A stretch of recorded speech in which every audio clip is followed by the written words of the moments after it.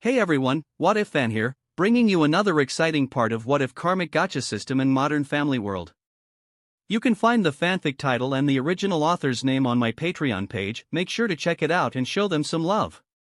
If you enjoy the video, don't forget to like, subscribe, and ring that notification bell so you never miss an upload. Also check out my Patreon channel for early releases of all the series, where you can find all the series released one day ahead of YouTube. Alright, let's jump into it. Chapter 81, Interview, Part 1. Edward POV Flashback. While I was still at the Dunphy's house, Jay pulled me to the side for a private talk. Can you do something for me? I'm in trouble with Gloria, Jay said with a calm voice despite his sullen expression.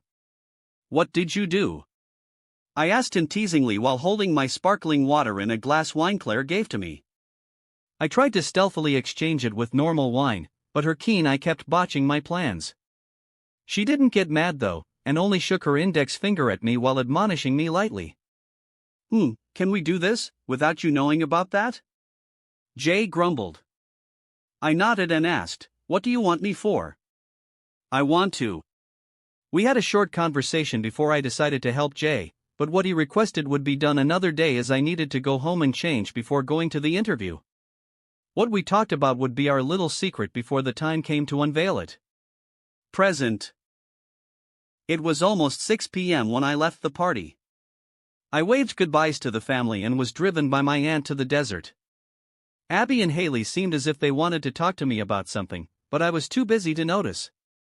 You must let me drive this car one of these days, I muttered to my aunt as she skillfully maneuvered through the traffic before we got to the empty road to the desert. She snorted and said playfully, in your dreams. I thought you're a good aunt. Turns out I was wrong. She chuckled and said menacingly, wanna walk? Never mind. You're a good aunt.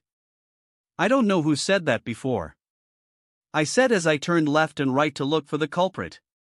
We both laughed before she promised to allow me to drive the car after I was a bit older. She was only dropping me off as she has to go back to Cuba tonight. Although I was a bit sad to see her leave, I knew that she would be back. The job would take a month to be finished, and she promised to return to the US again as soon as she finished her work. Maybe that time, you can cook proper food, I teased, earning a punch on the shoulder as retaliation. I'll make sure to include the primo pepper in the food. I gulped my saliva and didn't tease her anymore lest she felt the need to spoon-fed me the torture food. As we arrived and I got out of the car, Aunt Camila said, good luck on your interview, Ed. I wish I could be here to see it, but I'm already late getting to the airport. Seriously, they needed a better system than to be there 4 hours before, I grumbled to myself. Despite her lateness, she exited the car and gave me a hug before driving away. I entered the studio after taking a deep breath to prepare myself for the interview. My playfulness was gone as I walked through the door. I saw Pepper and I asked him without even greeting him, can Taylor make it? Pepper shook his head and said, although she's on her way back to California from her tour, she's still going to take a few hours to get back here. It wouldn't be possible for her to join the interview. Plus, you're thinking of doing a live web broadcast for the interview, right? I trust you to get things under control for a live session, but I don't think Taylor can handle it yet.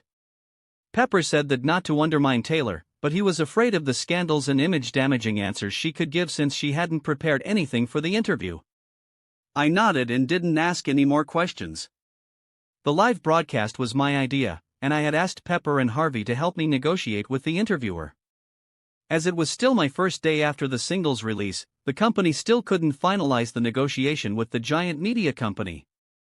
Not to mention, they only wanted me there to perform in their talk shows for free, therefore Harvey tore them a new one when they brazenly demanded my participation in the negotiations before.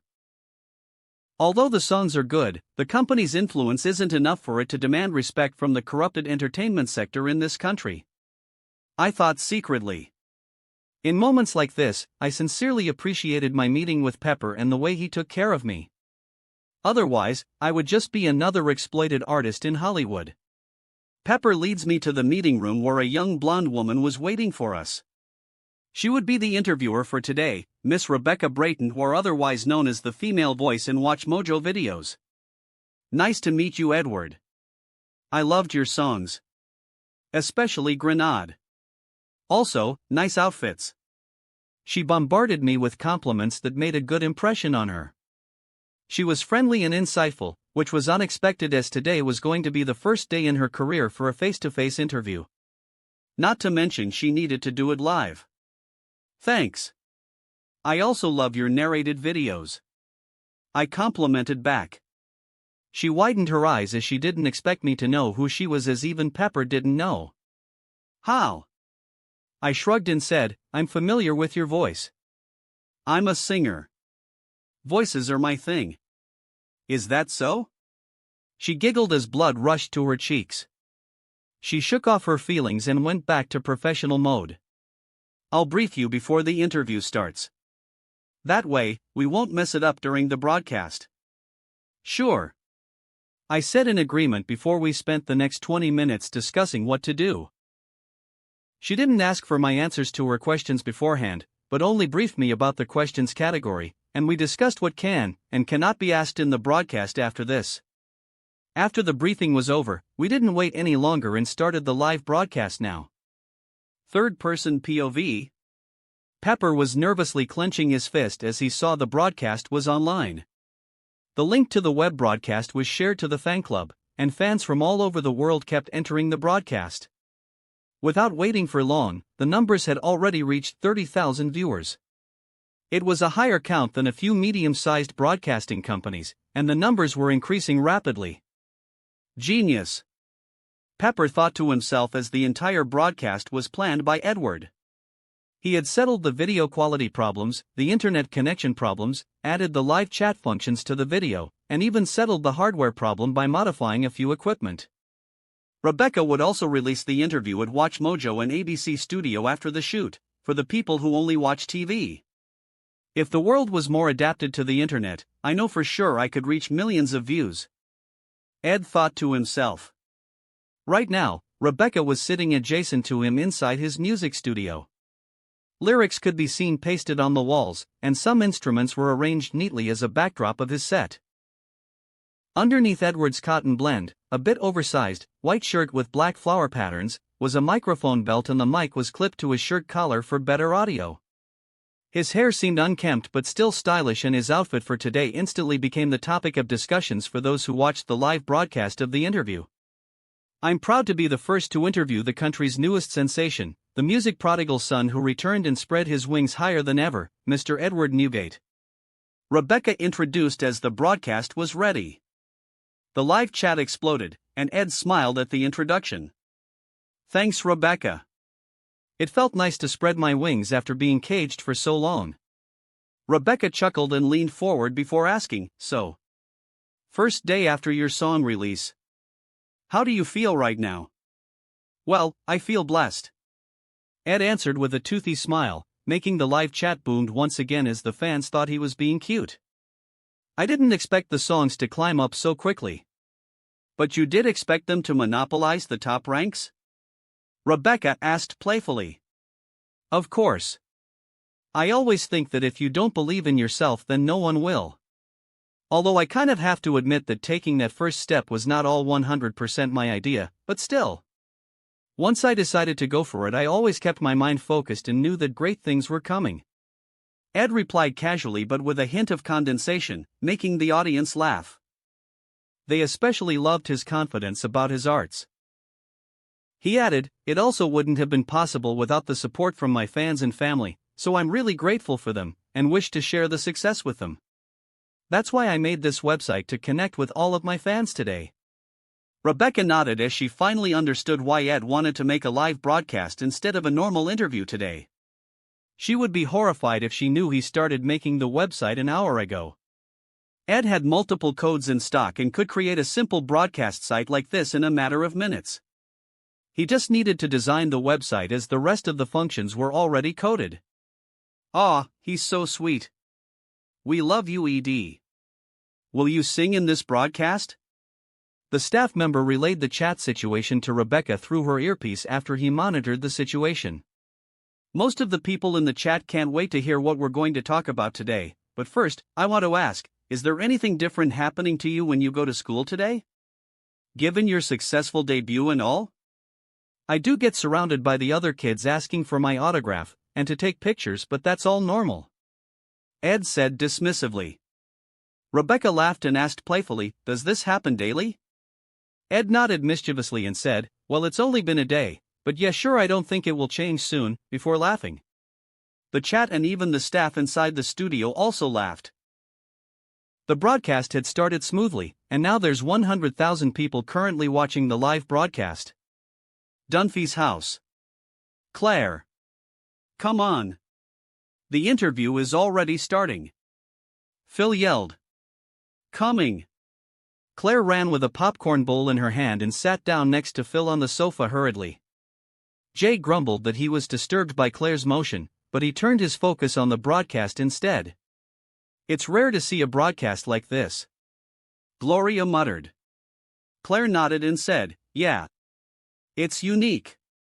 All thanks to Ed, who created the website and link for people to join the broadcast. I wonder if he's going to challenge himself and make his own broadcasting studio after this." MOM. Haley, Alex, and Luke admonished Claire at the same time as her voice had disturbed the broadcast. Claire said sorry hurriedly before motioning to zip her mouth while the others stared contemptuously at her. Pierre.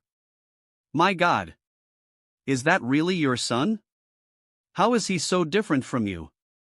Did you pick up the wrong baby at the hospital?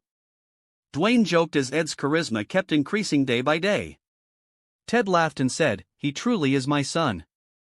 Otherwise, he wouldn't be that handsome." Dwayne grumbled and a sneaky teenager peeked at the laptop to see the broadcast from behind him. Good luck, Ed. Dylan muttered before sending a prayer to his friend. Back to the interview. I'm sure a lot of people are waiting for your album release since your singles have shaken the country. Do you have a title for the album yet? Yes. The album will be titled, Breaking. As if I'm going to break free of all expectations of me and be my one true self. Ed answered. Rebecca and the audience were impressed, and they made a mental note to always remember the upcoming album name F-Zero or them to buy during the launch. Rebecca asked, "Were you the one who wrote the songs for your upcoming album?" Yes. I wrote all the lyrics and made the melody by myself. That's impressive. But not surprising considering that you're nominated as a global musical prodigy at age of 7. Which made me wonder. Why the change of heart? What made you move on from classical music to more of a mainstream style? The chat was stunned by the exposure as most of the viewers didn't know about Ed's background. However, die-hard fans such as Lily were concerned for Ed as she didn't want him to remember his previous hard life, which she imagined based on the songs he sang. Edward took a deep breath, and although he tried to keep his smile, the viewers could see pain emanating from his eyes. Cuba. A Latina woman wearing a floral dress was watching the interview through her laptop. She flinched at the question, and was waiting patiently for Edward to answer. Interview. At first, I started this as a means of escapism, as a way to get out all the stuff I held inside me, all the pain and troubles I felt, and I guess that classical music didn't give me that release, I just needed to get the words out, to let my inner voice be heard, not just what could be expressed with notes on a parchment. But now, I find myself truly in love with making this kind of music. Even then, as I said before, I didn't actually plan to become an artist. It was all thanks to Mr. Pepper Saltzman, my company's CEO, who you can see standing behind the camera there. The camera cut to show Pepper on the screen. He only waved lightly at the camera before it cut to Ed again. He was the one who pushed me to try new things and supported me from day one. He made me who I am today. Without him, I would be aimless. Rebecca nodded in understanding, and the live chats kept complimenting Pepper about his decision to pull Ed into the industry. The interview continued, and Rebecca asked about his music video. Based on my sources, you not only came up with the story but also directed, and even edited the whole music video alone with no help at all in any of that stuff. And as a result, many have complimented your creativity and acting skill, so I was wondering if you would ever consider acting as a career? Really? You think my acting was good? Ed asked with a grin, which made the audience laugh again as he was behaving like a child starved for compliments. Rebecca lowered her eyes as her cheeks blushed a little before saying, "Well, you do have the actor's charisma while you're on the screen." Apartment 4A 2231 Los Robles. I wonder if he'll mention me, Penny muttered as she watched the show with the boys. I'm sure he will. You're kinda unforgettable, Howard said cheesily, which made Penny disgusted. Sheldon watched the screen without interest while Leonard was supporting Edward intently as he had replied to his text message before. The interviewer asked, "What about the female lead? I heard you casted her on your own. Who is she?" "She's a friend of mine, her name is Penny and she is an aspiring artist. I saw her passion for acting and decided to give her a chance to try her luck, so I hired her," Ed replied. Penny squealed and jumped around in a circle from her excitement. "My name is known to 1 million people," Penny exclaimed. 1.239 million people, Sheldon corrected, making Penny lose her enthusiasm. "Learn to count women," Sheldon added, which made Penny roll her eyes at him. "I rounded off," she exclaimed. "H0W, is he doing this? I can't look at his system?" Howard said as he tapped on the keyboard, trying to find out how the website could support this much traffic. "Howard, cut it out," Leonard said with a bit of fear as he didn't want anything to happen to the broadcast. "Aren't you the least bit curious?" Howard said. He could have spent millions on setting up the website. "All I want is to peek at it a little bit." Penny glared dagger at Howard and said, "If you don't cut it out, I'm telling your mother." "Telling my mother? What am I? 9-. As Howard saw Penny's solemn face, he knew she wasn't kidding, so he stopped trying immediately. "Malibu Mansion. You're dabbling in various genres, you got soft rock, pop music, ukulele style, so will you keep challenging yourself in other genres next? Will we hear heavy metal or rap music?" Rebecca asked. While she was waiting, she got the chance to listen to a few songs from the albums, therefore she was giving a bit of a spoiler to the fans. "Rap?" Eminem leaned forward to watch the broadcast as the topic intrigued him. He had taken interest in the new artist because of his intoxicating beats and synthesizing skills.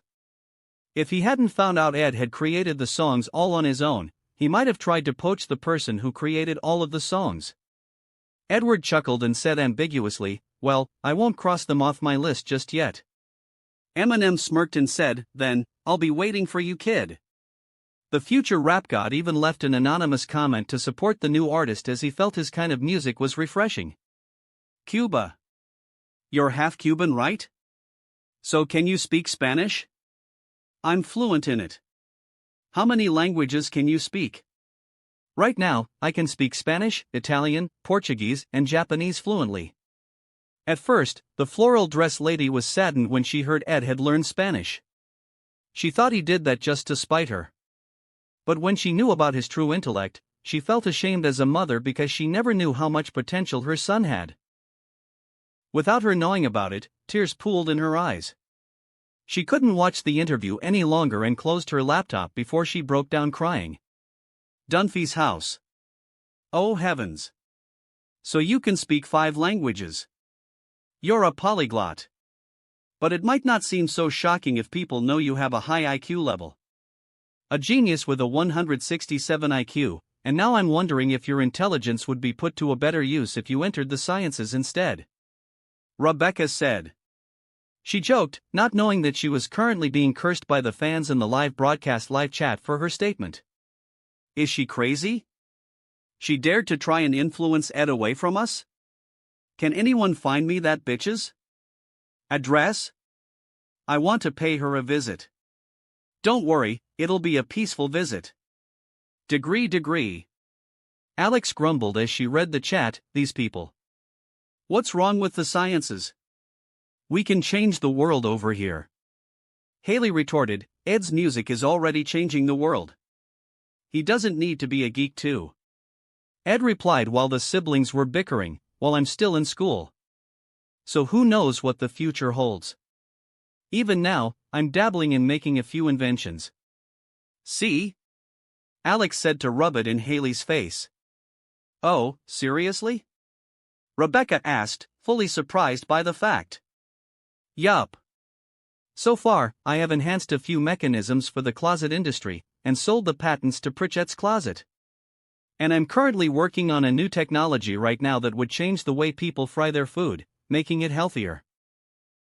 The fans and even Pepper were shocked by Ed's proclamations, while Jay smiled widely as he heard his company name was mentioned in the broadcast. That kid had done me a solid. Jay muttered. The phone is going to blow up now. He didn't realize that the company's websites were already flooded by the fans as they wanted to see Ed's inventions. Pritchett's Closet would receive their highest sales ever this following quarter, all thanks to Ed's subtle marketing. You know, with your intellect, you can just skip grades and graduate early. That way, you can go on tours. What do you think about that? Rebecca suggested. Haley, Alex, Luke and Manny all answered at the same time, and oh. I did think about it, but right now, I still want to enjoy my school life. I haven't gotten enough of it yet. Ed replied. Rebecca smiled and asked, I see. Staying in school is great too. You won't be lonely. So are you like in any club, such as the chess club or theater club? Ed chuckled and said, no. I'm not joining any clubs, but I'm in the school's decathlon team though. The fans were actively searching for Ed's school's decathlon team, only to find out that they couldn't Google anything for it online. They didn't even know which school he attended yet. What inspires you the most when you're writing the songs? You wrote a lot of songs about heartbreak. Have you ever dated anyone before? Yeah. I have. Ed replied curtly and with a sad smile. The chat was going crazy by his expression and they kept bombarding the comment to find out who was the one crazy bitch that dared to break his heart. Abby read the comments with a dry mouth, and she couldn't help but fear for her safety if people did find out about her. I was his only girlfriend, right? She thought in confusion. Oh, don't know why, but that answer made me feel sad. So what happened? Rebecca tried to pry. I'm not answering that. Ed said with a teasing smile. The interviewer snapped her fingers playfully and said, so close. Ed shook his head and said, it was not close at all. Outside the studio. A helicopter tried to land on an empty space near the studio building. As the studio was in the desert, there was a lot of empty space for the helicopter to land. However, it was illegal for it to do so without proper permit. Are you crazy? Don't jump out yet. We haven't fully stopped.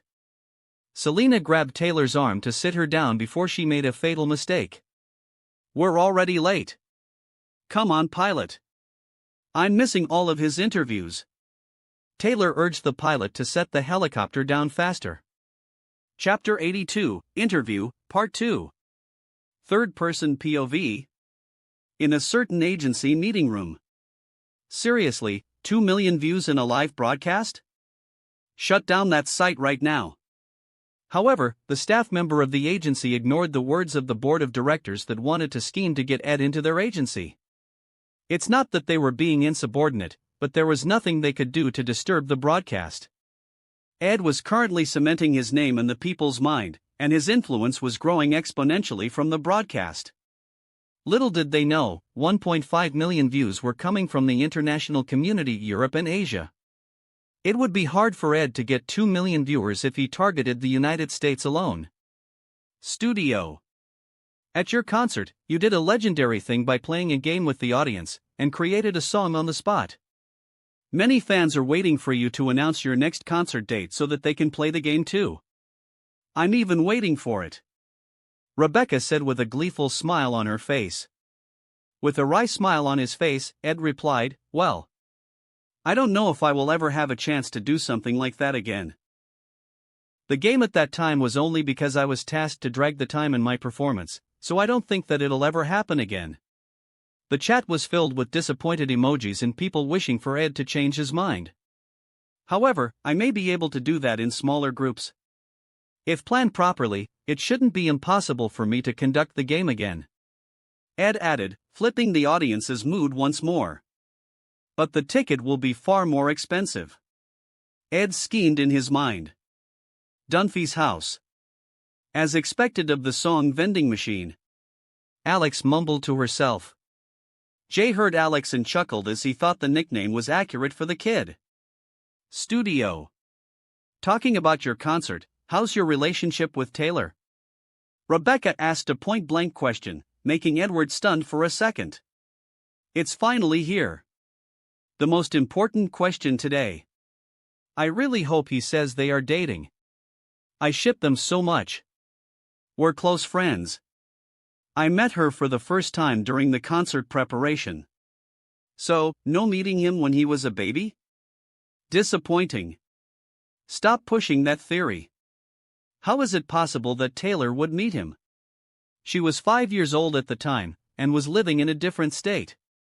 She even gave me a birthday present before. So yeah, she's a close friend of mine. Our thing is a friendship and I would like to keep it like that till I become an adult. Rebecca smirked and said, so, there'll be a different label when you're an adult, huh? Oh yeah. It's going to be legal then. We support you, Ed. Ed looked at the interviewer with dead eyes, making her feel bad for her mistake in not filtering her words. Next up, Ed is going to perform 2 songs for the audience, to show his appreciation and show the world what he's made of. Be right back, after the break. Rebecca said to the screen before the staff member changed the broadcast to include some commercials instead. How many commercial offers do we get? Ed asked Pepper as he wiped his sweat and got ready for the live performance. 13, all offered us more than $250,000 as we already surpassed 2 million viewers. Pepper said in excitement. Good.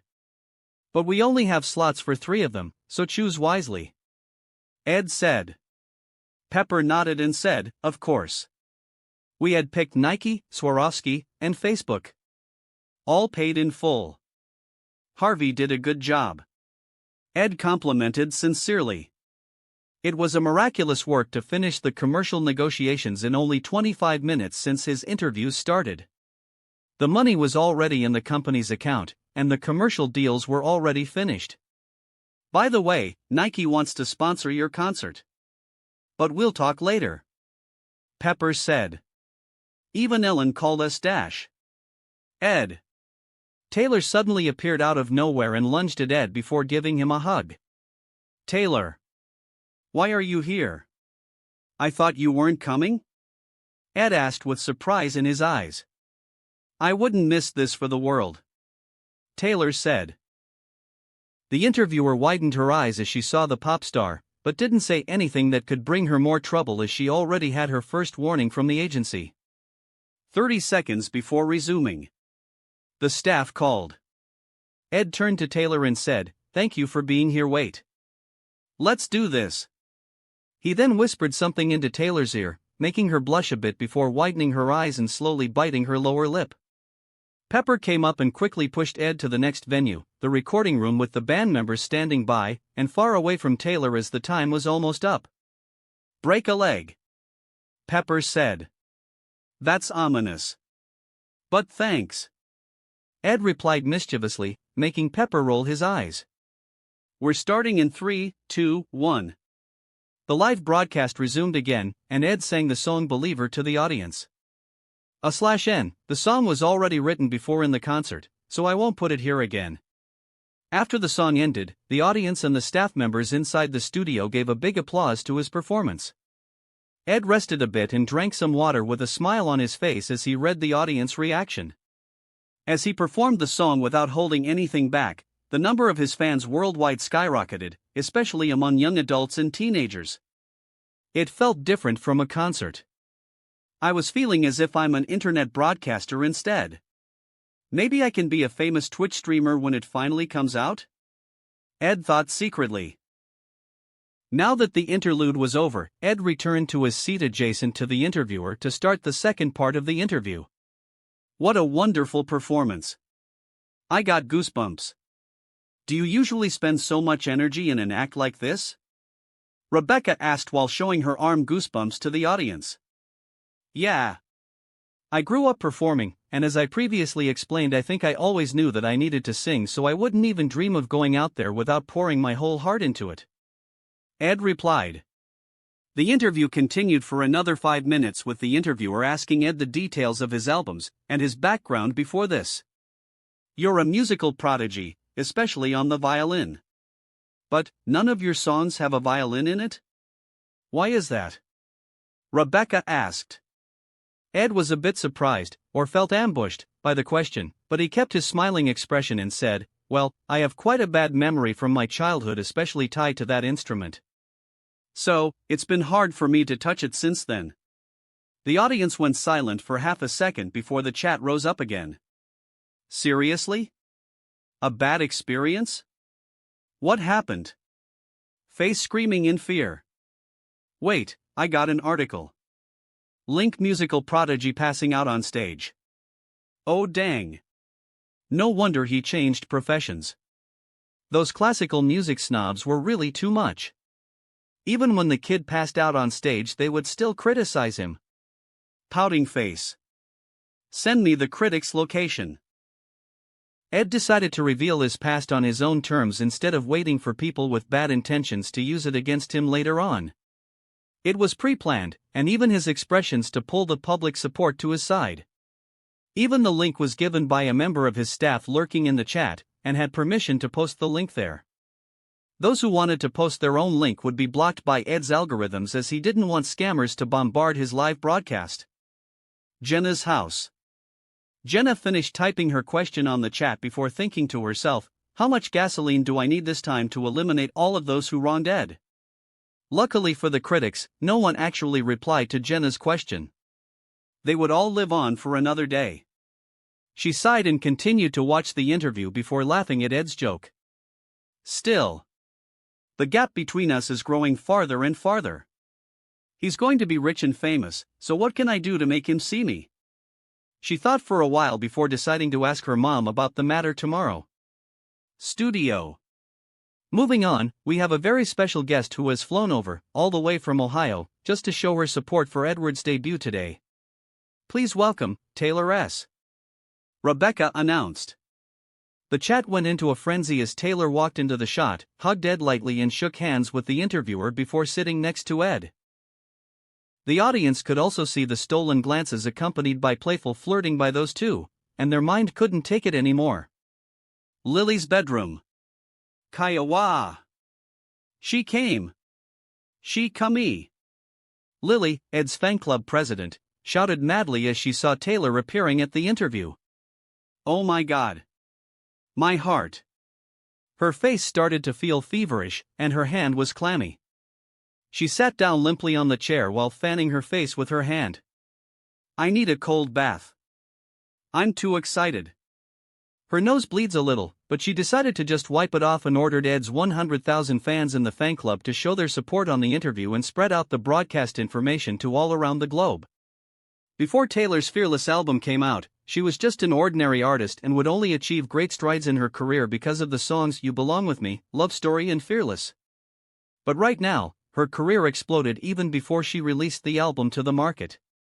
Dunphy's house. Kaya.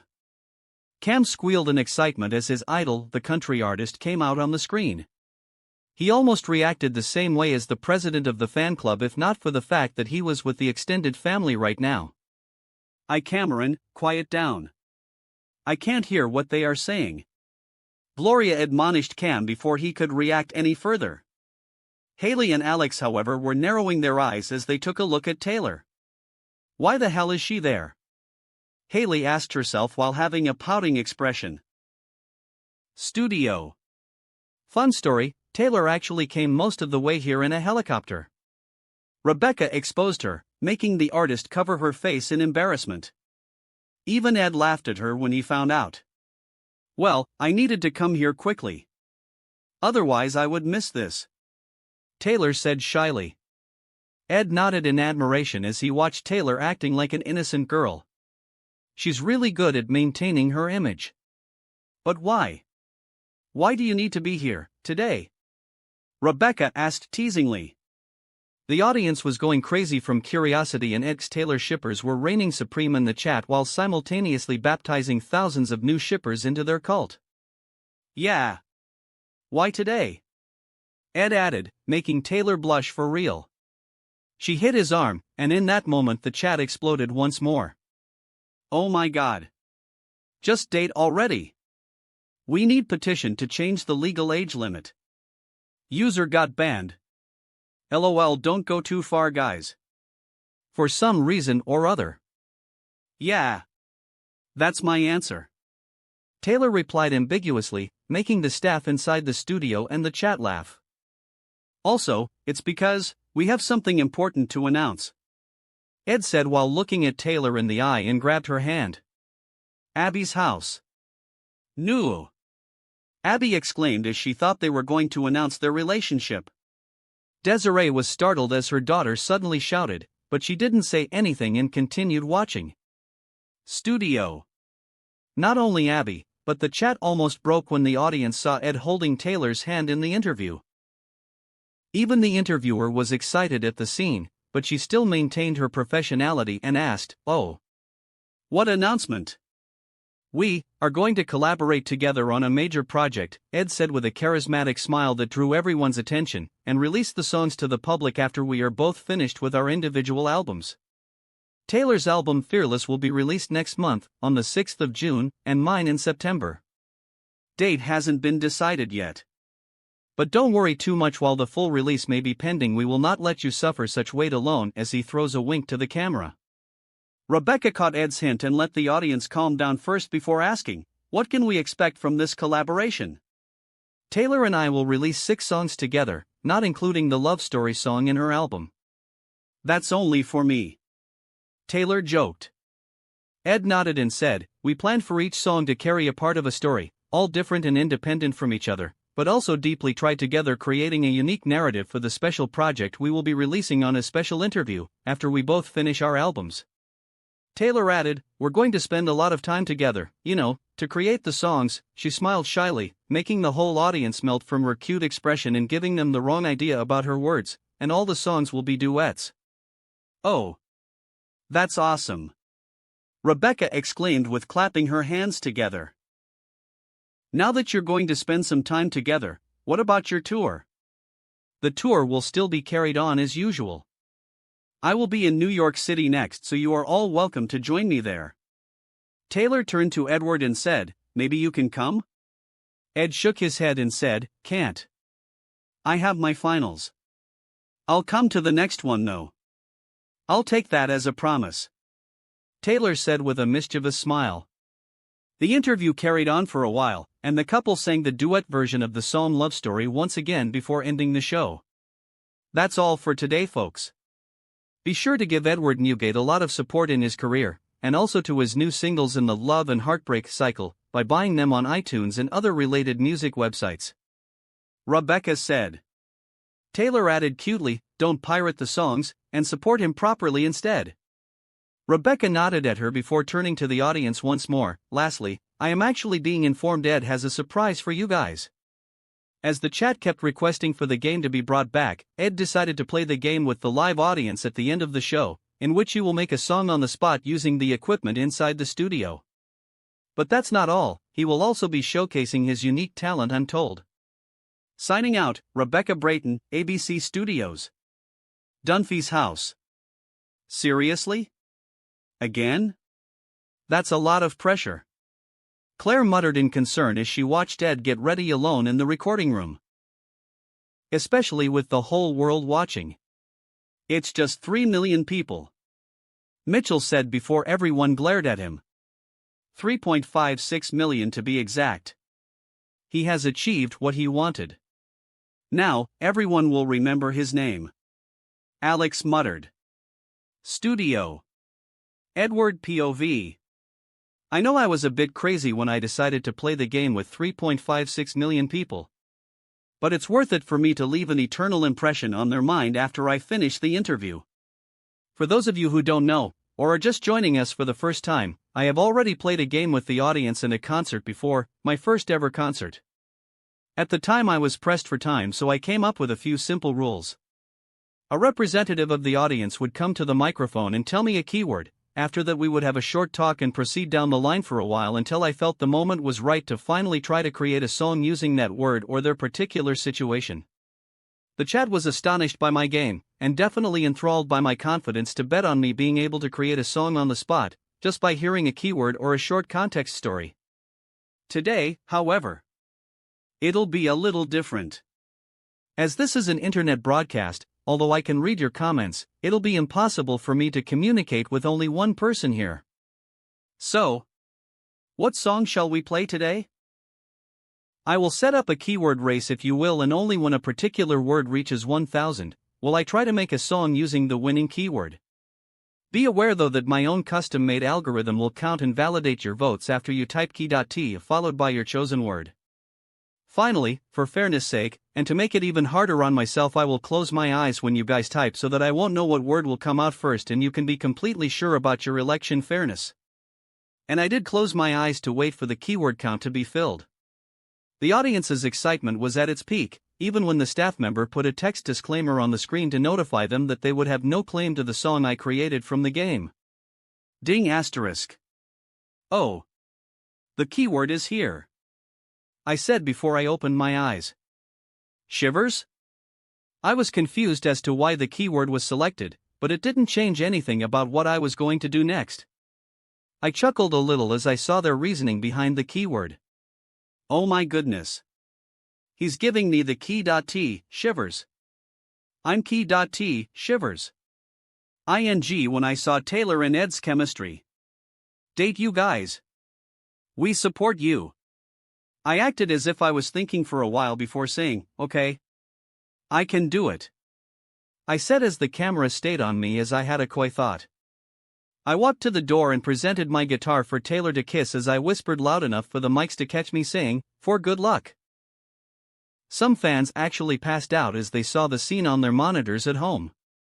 Taylor just jumped like a hyper 5-year-old and squeaked like a teenager behind the wall, making Selena roll her eyes at her best friend.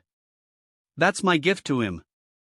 Taylor jeered Selena playfully after she was outside of the shot. Although a bit disgusted, Selena said, sure. Anyway, he's really playing with the fans, huh? Taylor defended Ed quickly, he never told them that's a gift from me. Still, a lot of agency execs will want him to join their company after this. He's even better at marketing himself than them. The show was starting, and the conversation stopped. Taylor clapped while watching the show from outside the glass walls. Selena stood beside her and muttered to herself with a hint of disappointment, he still doesn't know I'm here, huh? Yup. And I intend to keep it that way, so why don't you leave? Taylor ordered playfully. Sure. After I meet him. Selena replied with a smirk, making Taylor roll her eyes. I took some time to set up the equipment and I talked to the audience while doing so. Look, so I will try to give you guys a closer look on how my own mind works and a great example of how this works when I'm trying to write something on my own. I said as I finished my setup consisting of a loop pedal I was going to use to mimic some backup guitarists, a keyboard synthesizer I was basing some of the beats on, and finally a microphone I was connecting to the second phase of the pedal in order to provide backup vocals by myself and make it a complete song instead of an acoustic version. The chat continued to lose their minds and the people around the globe started spamming their disbelief. Seriously? Flushed face. Is this the level of a prodigy? Who gives a F.K.? Did I just see and hear that right? Did Ed just ask his girlfriend for a good luck kiss? Face with hand over mouth, smiling face with hard eyes. OMG. I can't believe it. I can't believe ITT. I can't E/N. She clearly passed out on her computer rolling on the floor laughing. So cutty. Lovey themed so much. Red heart smiling face with hard eyes red heart. Ed, all according to Kaikaku push glasses. Nanny. Selena muttered, seriously?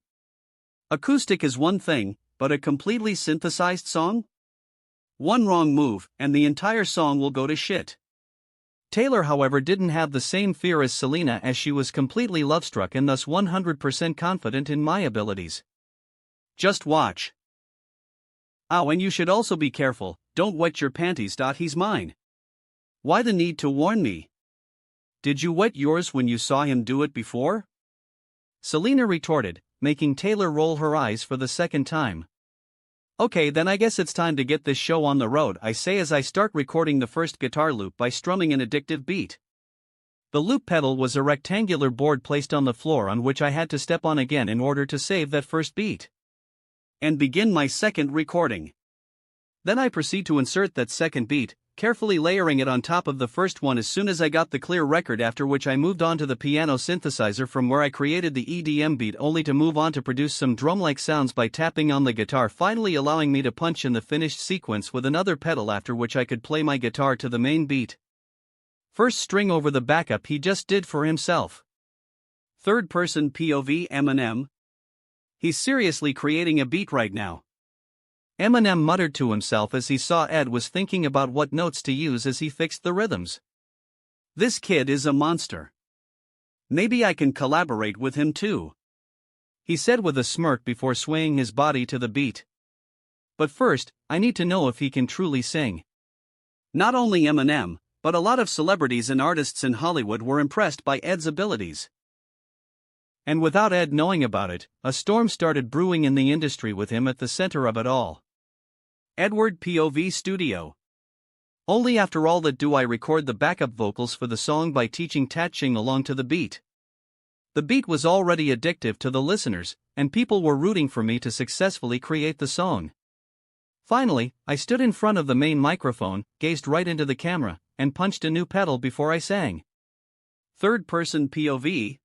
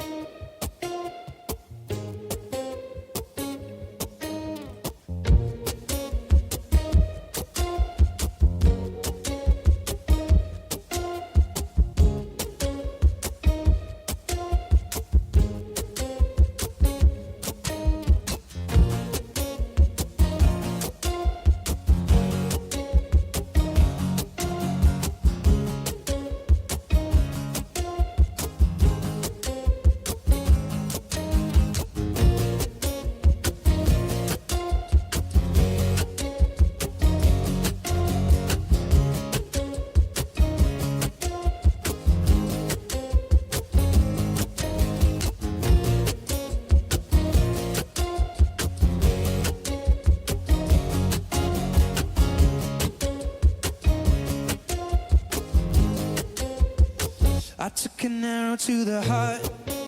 Amazing. Pepper made a premature reaction while opening his hands wide. His hands hit the unlucky Leo's face as he watched the show at his side. Oh my. I'm so sorry. Pepper apologized quickly before checking up on Leo. I never kissed a mouth that tastes like yours. Strawberries and something more. Ooh yeah, I want it all. At the Dunphys, Haley quickly covered her mouth as blood rushed to her cheeks. Strawberry? Damn it. It's me. Haley was shaken as she rushed to hide her favorite strawberry-flavored lipstick and shoved it into her purse as her eyes darted all over the room to see if people knew it was her, but luckily all attention was on Edward. She sighed in relief before someone suddenly spoke. Who's this? Strawberry Lips Claire asked. Mitchell turned to Haley quickly as he realized it, but Haley shushed him using a gesture before he could say anything. Lipstick on my guitar.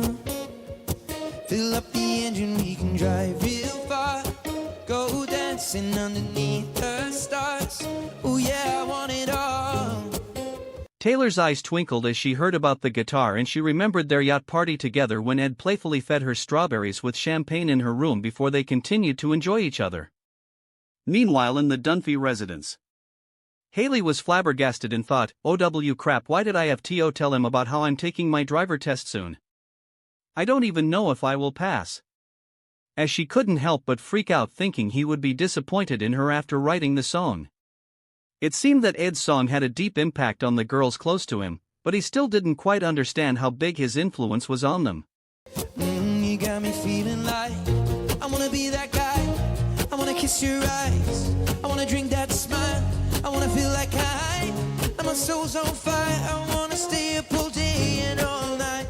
Right on cue with the lyrics, all the girls blushed at the same time as they heard the next verse.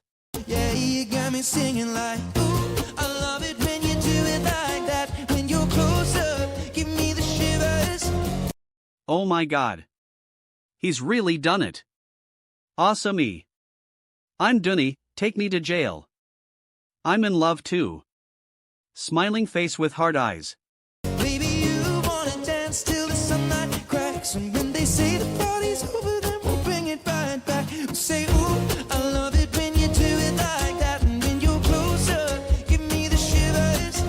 Baby, you wanna dance till the sunlight cracks. And when they say the party's over, then we'll bring it right back. All of those who heard the song couldn't help but sway their bodies to the rhythm. Some even started dancing.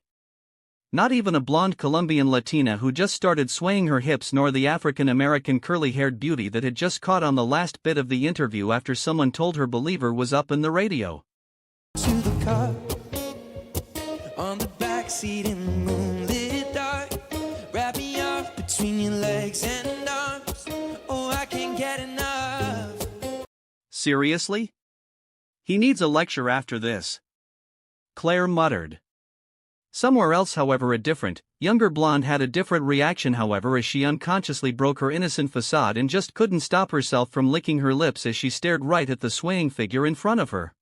Oh no, you could tear me apart, put me back together and take my heart.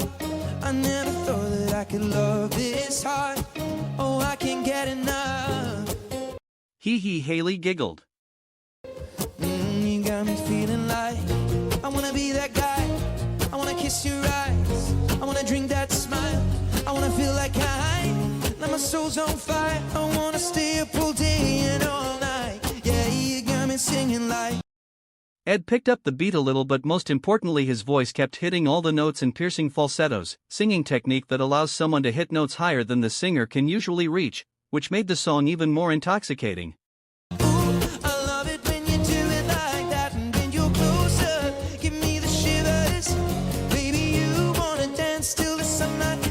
And when they say the party's over, then we'll bring it right back. I'm gonna say, ooh, I love it when you do it like that. When you're closer, give me the shivers. Baby, you wanna dance till the sunlight cracks. And when they say the party's over, then we'll bring it right back. While at the bridge, he closed a few sound loops and sang using a whisper. He didn't strum the guitar, but instead he clapped his hand to make a beat. Baby, you burn so hot, you make me shiver with the fire. You got this thing we started, I don't want it to stop. You know you make me shiver. Baby, you burn so hot, you make me shiver with the fire. You got this thing we started, I don't want it to stop. You know you make me shiver. Ellen DeGeneres, Jimmy Fallon, and a lot of other celebrity show hosts were impressed by Ed's performance. "We got to bring him to our show," Ellen shouted, and her thoughts were shared by a lot of talk show hosts. Ed strummed his guitar again and sang the ending verse powerfully. Yeah, you got me singing like, ooh, I love it when you do it like that. When you're closer, give me the shivers. Baby, you wanna dance till the sunlight cracks. And when they say the party's over, then we'll bring it right back.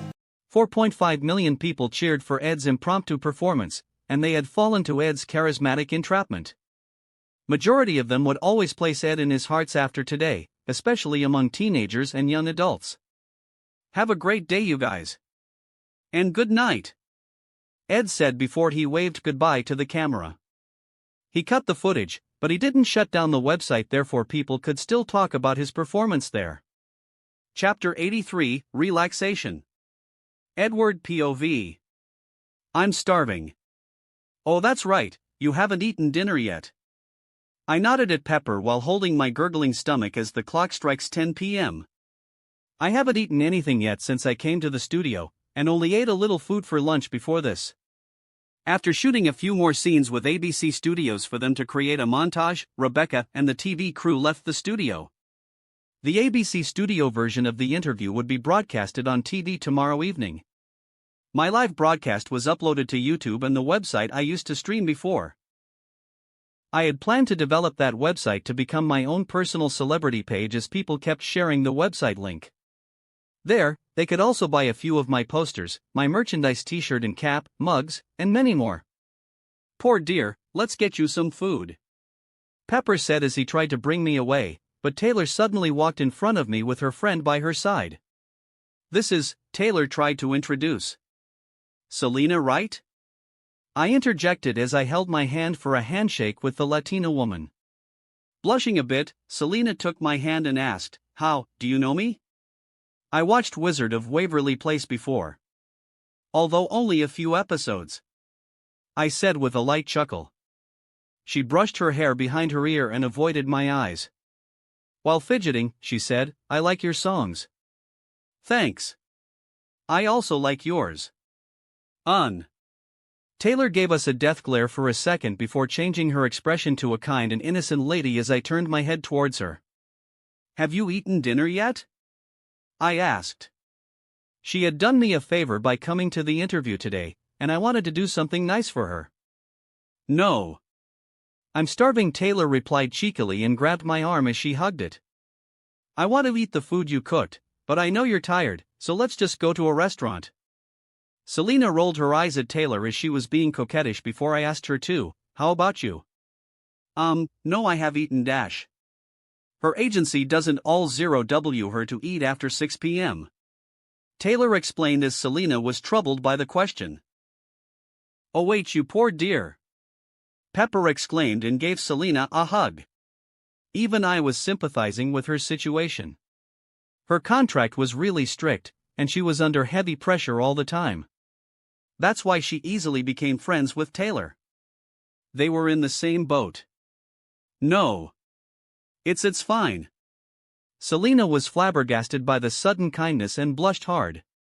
She looked at Taylor to get some help, but her best friend had betrayed her and was currently gazing at my face. I thought for a while before suggesting, if she had to eat, then she won't be in trouble, right?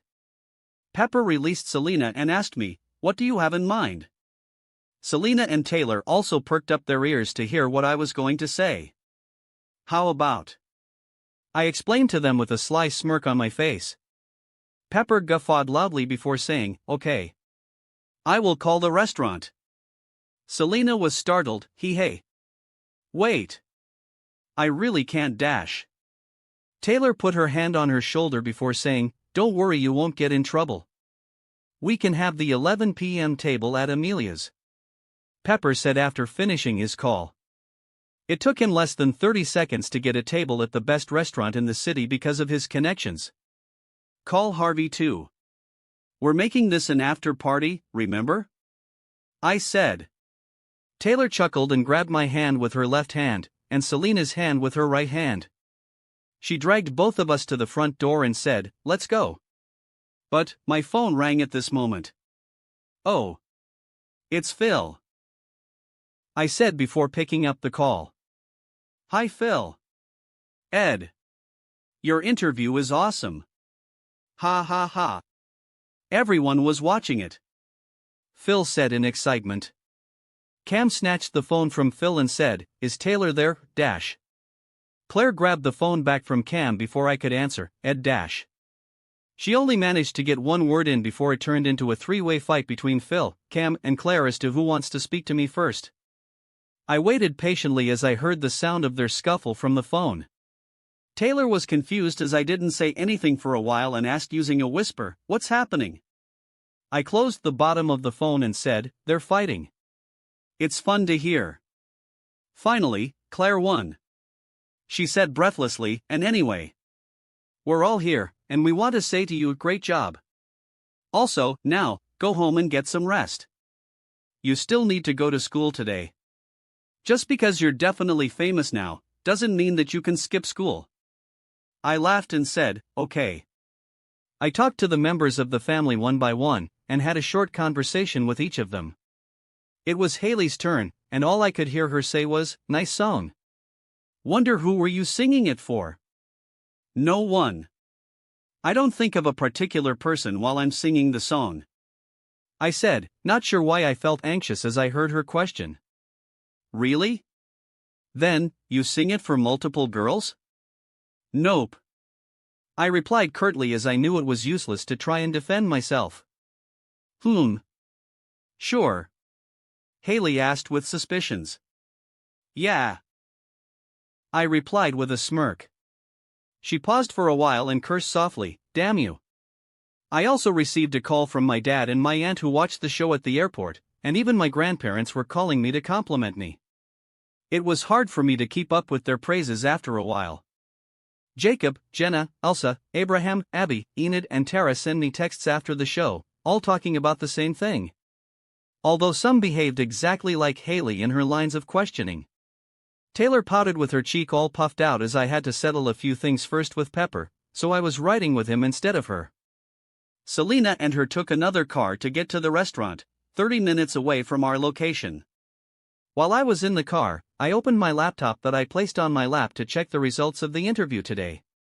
We achieved more than 10 million downloads of all songs together on iTunes.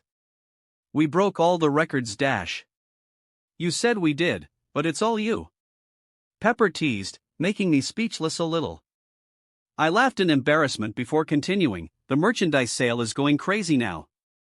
Especially the drip-inducing poster, I said as I checked the sales report. In one day, I had managed to do what a lot of people in Hollywood couldn't. I'm bound to get some envy and backlash from this later on, but it's normal, and I'm prepared for it. So, you finally accepted the name, Pepper said with a smirk. I rolled my eyes and said, I haven't yet, but it's easier to talk to you if I used that name. The drip-inducing was the name Haley gave my sexy photograph poster, the one where I only wear a jacket, a necklace, and looking at the camera lens sexily. She said a lot of teens will drip when they look at the poster, and the name stuck. Sure. Keep telling yourself that, Pepper teased. He wanted to tell me to rest instead, but at the same time he didn't want to diminish my enthusiasm on my special day. Therefore he was conflicted inside and kept making jokes to lighten the mood. Total profit for today will be $8.9 million. I said after totaling the sales, but Pepper interrupted me, Ed, don't check the profit yet. Tell me, how do you feel first? I feel rich. Ed? Although I'm glad that my name and my song is out there, I'm also a bit anxious. Why? Expectations. What if I can't do what I did today when I released my next singles, or what if my album reception isn't great? Pepper nodded as he listened to my worries and said, I understand. That's why you keep working, right? I shrugged and said, a bit. Yeah.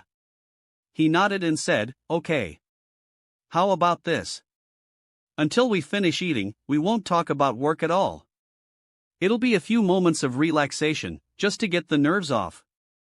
Okay? I guess I can do that. I replied. Okay. Now.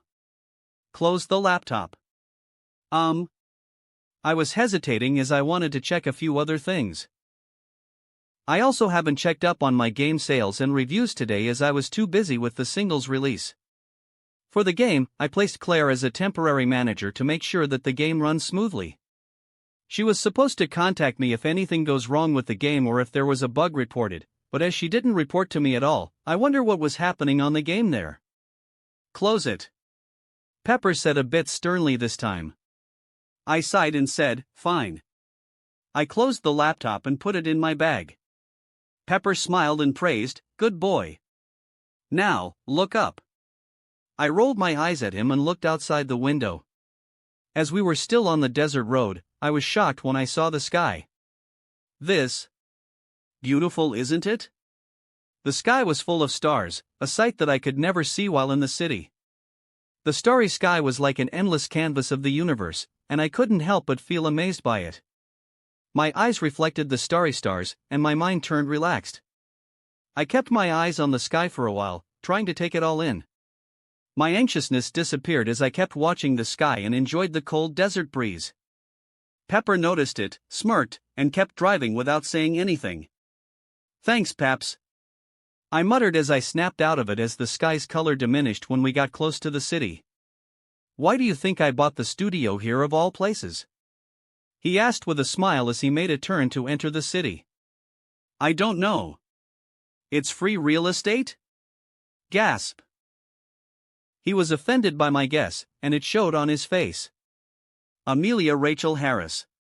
Caught in the act episode owner of the restaurant. As we reached the restaurant, some paparazzi were waiting in front of the door to take a picture of me. I waved at them as I entered the restaurant calmly before Taylor and Selena did the same thing 2 minutes later. We didn't avoid the camera as they were there because Pepper exposed my location to them. The restaurant was devoid of other customers as they closed the restaurant at 11 p.m., but Amelia made an exception for us as she watched the interview before this. Welcome to Amelia's. I really don't expect the interview's ending game. I still have the... Shivers Amelia, a blonde, glasses-wearing woman in her late 30s, and also the owner of the restaurant came to the table as we all sat down. Taylor couldn't hold her laugh at the bad joke, while I stared at the familiar face in front of me. Amelia gave us the menu and waited for our order. She didn't usually do this, but she couldn't trust her employees to treat such high-profile customers on their own. Taylor sat in front of me, and was warned not to play footsies by Pepper, who sat next to me. Harvey couldn't make it, so it'll just be the 4 of us dining at the restaurant today. Thank you, Amelia, I replied as I took the menu from her, making her grin from ear to ear. It was a good deal for her as her restaurant would get some reputation while serving us, and the articles the paparazzi would make had become free marketing for her restaurant. I really don't think this is a good idea, Selena said as she was afraid of the repercussions if she continued with the plan. Don't worry. If you don't eat, it'll look weird, and people will find out what the agency told you. They will text you to eat any moment now, Pepper said. He was confident because he knew someone was keeping track of the artist, and although he was revolted by the way those people treat their assets, he knew they cared about their reputation more. And like he said, Selena received a text from her manager telling her it was okay to go on. Her eyes twinkled as she looked at me, making Taylor annoyed. You're very smart, Selena praised. I know. I took the compliment cockily, making the whole table laugh. We ordered our food and Amelia went back to the kitchen to yell at the kitchen staff as usual. You seem like you know her, Taylor asked as she caught me eyeing the restaurant owner. Yeah. In a few movies and series, I muttered. The group was confused by my words, but they thought I was joking and didn't ask further. If I'm not mistaken, she has a son around Lily's age, Pepper said. I nodded and said, who knows, maybe they can do a playgroup together sometimes. And ruin Amelia's $20,000 carpet, I added to myself. Selena was still worried, but as the food came, she threw away all of her reservations as she ate. I haven't eaten at night for 2 years now, she exclaimed as she ravaged the ribs. Taylor and I laughed when we saw her messy face. Pepper took a napkin and gave it to her to wipe the sauce out of her mouth. "Ah no!" Taylor exclaimed playfully as Selena angrily cleaned her lips. We had a nice time at dinner and didn't stay for long as we had already made the worker their work overtime. Ed, wanna get some dessert with us? Taylor asked while licking her lips before we got out of the restaurant. However, she was unlucky as Pepper was still within earshot. No. He needs to go to school tomorrow.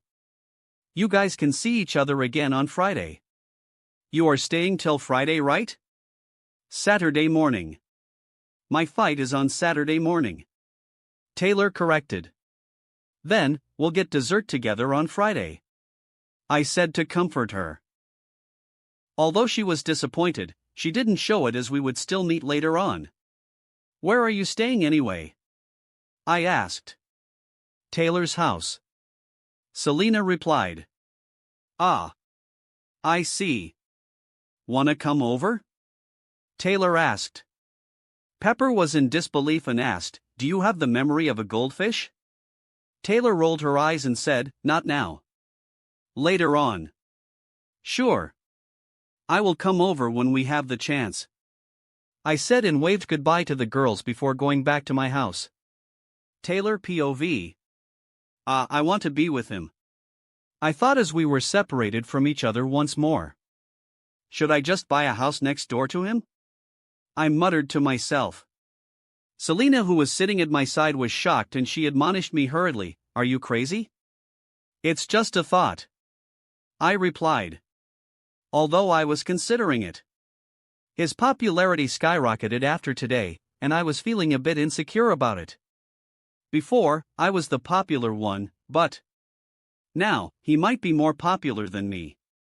My agency kept wanting me to play it slow, do country music first, tour the country to get experience, but now, 2 younger artists have surpassed my popularity because I kept it slow. Bieber and now Edward. Should I really break the deal with the agency and go with Ed? I mean, Pepper is amazing. I muttered. I know that if I ask my dad, he could help me break the contract. But I would feel embarrassed to ask him to do it as I was the one who made the decision to sign with this company before. Selena perked up and said, Well, if you want to go there, then bring me with you. Although she hides it, I know that she was sick of her exploitative agents. She laughed to make it seem like a joke, but the yearning in her eyes showed her true feelings. I grabbed her shoulder and said, No. Why not? It's going to be only me and Ed there. And in the future, our childrens will take over our place. You're crazy, Selena said with a dead expression. As we got to my house, I changed into my pajamas and lay down next to Selena on the king-sized bed. She was on her phone, reading about the articles that came out after our dinner. It's good. There aren't any scandalous or malicious claims about your relationship with him other than being close friends. Why the hell aren't there? I exclaimed angrily as I snatched the phone from her and started scrolling hurriedly. I don't know. Isn't it better if they aren't making you and Ed an item? Selena asked in confusion. Then how the hell can I keep the other bitches in place? Ed's contract doesn't have a scandal clause. He can date whoever. That means any random bitches can get close to him and become took my plaque be his girlfriend. You wanna say took my place, didn't you? Maybe. Edward POV. It's been a while since I'm alone in this house. I thought as I entered my bedroom. I took a bath as usual, and let myself be shirtless as I lay down on the bed. I turned my head slightly in the direction of the desk. My laptop was still closed as I put it on the table before. Sigh. Should I? I thought. Or should I just rest tonight? I mean, Claire and Harvey didn't contact me, so maybe there's nothing wrong after all? The indecision even made me twitch my body a bit, but there was a chain on the mattress, holding my body still. I couldn't move, or rather, I didn't want to move. Okay. Let's do all of those tomorrow. I muttered before I decided to close my eyes and take a well-deserved rest. Chapter 84, Interlude. Edward POV. Ugh, I groaned as the light penetrating the gaps on the window not covered by the curtain hit me in the eye, disturbing me from my deep sleep. Without waking up, I changed position by rolling a little to the left to avoid the sunlight. It worked for 20 more minutes before the ray of light followed and hit my eye again. I could sense my eyes sizzling as if it was cooked, and I jolted awake as I thought I was on fire. Ah! As the sun kept rising up, I had no other choice but to be a victim of its ruthlessness and had to wake up despite not setting any alarms to wake up early today. My hair was messy and it seemed like it was licked by a cow, and I only opened my right eye to see what time it was. 7? Oh. Yay! I cheered questioningly as the clock changed from 6:59 to 7 o'clock a.m. while I was looking at the time on my phone. I had conflicted feelings as I was woken up at the same time I would always wake up, without the alarm. I sat on the edge of the bed for 5 minutes before standing up and going to take a shower. Is this categorized as lucky? Or unlucky? I muttered to myself as I reached the toilet door. While having breakfast in the kitchen, I opened up my laptop to check on my singles sales progress and the Flappy Bird report. My face was cold as I didn't want emotion to become a factor in my calculation, therefore I tried my hardest to repress it. After all, I only have half an hour before Abby would pick me up. Apple takes a 30% cut per 99 cents. The total downloads for the songs is 12 million downloads. 5 mil for Grenade, 4 mil for Can I Be Him, and 3 mil for Me and My Broken Heart. I made a quick calculation and opened up an Excel chart to set up my sales projection of the songs and calculate basic profits. The company got $8.316 million from the sales in iTunes alone. But if I added a few other download sites, the company made $11 million in one day. The next day's sales projection will be lower as the initial hype was gone, but I still broke multiple records. Merch got us another $2 million. And the commercial from yesterday got me $750,000. That's all mine as the website and the broadcast was made by me. There wasn't any clause in the contract for that, so the company isn't entitled to it. That was what Harvey said. But I will still invest the money back into the company and pay the staff for the broadcast accordingly. Grenade music video broke 10 million views, while the lyric video for Can I Be Him didn't reach 1 million views yet. Although it's almost there. I guess it's slower as I never did any marketing for it on YouTube. I muttered. I won't add the profit from YouTube to my calculation yet as it was too small. I can do it after a month. I was only focused on the Grenade music video, and now Vivo wants it. They emailed the company about putting the video on their channel and cooperated with the agency with terms that were highly advantageous to us, so I would let Harvey's team negotiate with the company. Lastly, with me being the singer, songwriter, editor, marketing exec, logistic exec, vice president, and also the hottest one there, my share for the song reached an astonishingly high 45%. So my bank account was fattened with $5.4 million more today. My dad was walking by and almost tripped after he heard my words.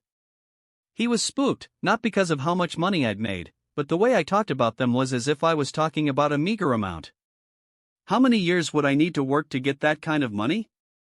Dad thought depressingly. He didn't bother me as I was focusing, and stood behind me to see what I was doing. $3 million will be reinvested back to the company and $2 million more will be invested in several companies. I already sent out Harvey to procure shares from Netflix and Amazon. Seriously, I can't do anything without her. I should give her a bonus. I muttered while my dad nodded behind me. Dad didn't stop me from investing my money as so far, all of my stocks gave me high returns. He already marked me as a genius in his mind and gave up on trying to comprehend how my mind works. Moving on to Flappy Bird. I got 10 million downloads from the Android store, and 15 million downloads from Apple. I think that was the limit as the downloads didn't rise up for a couple of days now. The ads profit reached a staggering $100,000 a day. I breached the $1 million revenue, so I had to pay 30% to both platforms. Fuck. My dad sipped his coffee with two hands in amusement as he enjoyed the show in front of him. He opened his mouth to alert me of his presence, but he decided to keep watching. Thankfully, it's only for the premium ads-free game and not the normal one. I guess not many people decided to buy the game as it's available for free. I muttered. The internet and smart technology era also was just beginning, therefore a lot of online payment systems were still in the trial stage. It was hard for kids who actually enjoy the game to buy the premium version of the game as they didn't have a credit card yet. $3.3 million from the premium download. Ads revenue was still at $400,000, but I earned the money from the ads daily. In a month, I will get at least $2 million from the ads alone. This will be used to buy another ship for Dad's company, and also will be his birthday present this year. I muttered. Dad widened his eyes as he heard it, and tried to interject, but I continued, I can't put the new ship under his name, so I'll buy it under the company's name. It'll be better for him not to increase his income as he's still paying alimony. Dad choked on his coffee behind me, making me notice his existence. How long have you been standing there? I asked calmly while handing him a napkin. He wiped the drink on his chin and said, thanks. Also, I just go here. I see. I have a question. Why are you talking like you're in a meeting? I don't know. This made me process the information better. I said before I ignored him and got back to work. After I finished my calculation and sent the information to Harvey, I contacted the company to get the EDM synthesizer / machine, which I would use to complete the something just like this song in preparations for the future. Horn asterisk. Abby's here. Dad, Claire will follow you to the meeting. He creased his brows and said, why? Simple. You're too trusting and gullible. If I send Claire alone, she's too suspicious, anal retentive, and overall awkward in a meeting as she lacks experience. If both of you went there together, your synergy will make you guys a competent human being instead. Then, I can rest easy and leave it all to you. I said with a mischievous smile. Dad snorted, but he couldn't refute my words, therefore he smacked the back of my head, lightly, instead. Okay. I'll do it with Claire. Sounds wrong. But sure. Good luck, Dad. I replied. Oh, and wear a suit. I made one for you. He perked up and said, really? Yeah. Other than your uniform, your taste in clothing is horrendous. I can barely keep myself from burning all of your clothes. So, I made one for you that I feel is appropriate. Dad was downcast and a dark cloud formed over his head. He slumped away as I walked to the front door and greeted Abby. Hello there. I said while emulating my inner Jedi self. Hello? Abby replied, not getting the reference. With her twin tail hair, Abby had returned to her usual goth appearances. I glanced at the choker on her neck of the one that I gave her before, and couldn't help but grin. She was wearing a tank top and a plaid skirt today, and was covering her legs with leggings. Never mind. I said sweetly before hopping over her car door and sat next to her. You know it's risky for you when you're driving me to school. Are you sure about this? I can hitch a ride with my dad or ride my bike there. It's okay. A promise is a promise. Abby said. Besides, a few parents had called the school and voiced their concern about the paparazzi. They are now banned from the school compound. They may try to camp out outside the school, but it's useless, so we don't have to worry about it. I whistled and said, nice investigative work, detective. All in a day's work, assistant. Abby replied with a grin as she felt tingly when being complimented. Although you just get the information through gossip. You can't let me have some fun, can't you? I chuckled as Abby pouted. I patted her head, making her grumble and push my hand away. Although the paparazzi's presence in the school had inserted more chaos in my life, it couldn't be compared to how the students inside the school treated me. From an ordinary artist living in the school, now a lot of female students were looking at me with fanatical reverence instead. It pushed my school life towards alienation, and I still couldn't figure out whether it was a good or a bad thing for me. Luckily, I still have you guys. I muttered. Huh? Alex was confused by my suddenness and almost dropped the filling on her sandwich. Elsa and Jacob were still going through their drama, and Jenna was looking at me in reverence while sitting lazily. Enid was intrigued as to how a broken-up couple could sit on the same table, but she was preoccupied with her cursed Twilight book to say anything to them. We were eating at the cafeteria at the time, and I stole some food from Alex's and Jacob's lunch while they weren't looking. Jenna chuckled as she saw me do that, but she didn't expose my secret. By the way, can I ask about why you guys broke up? Or is that question insensitive? Alex asked bluntly to Elsa and Jacob. Before they could answer, I interjected, both of them are being stupid, of course. Hey! Elsa exclaimed as she took offense. Ignoring the stubborn girl, I only looked at Alex as I talked without lowering my volume. And yeah. That question is insensitive. If they wanted to destroy their relationship just because of something tiny, then it's up to them. We couldn't interfere and told Elsa that Jacob was raised by a housewife mother, and he saw that she was happy every day. The only thing she was mad at him about was his desire of giving her the same life that her mother has. If it was a stupid thought, and if she ever told him about her dream or actually pry their tongue away from one another, to have a heart-to-heart talk. All of this could actually be avoided, as Jacob truly loves her for who she is. I said again, we cannot interfere. Though you basically just did. Alex muttered underneath her breath. Elsa's eyes shook as she heard my sermon and turned toward Jacob. She finally looked at his face for the first time since their breakup. Without her knowing it, tears pooled in her eyes. Her chins quivered and her eyes fluttered, but they never actually closed. Ring ring asterisk. The school bang rang, indicating that lunchtime was over. I whispered to Alex, and she nodded at my words before slowly pulling Jenna with her as she walked to class.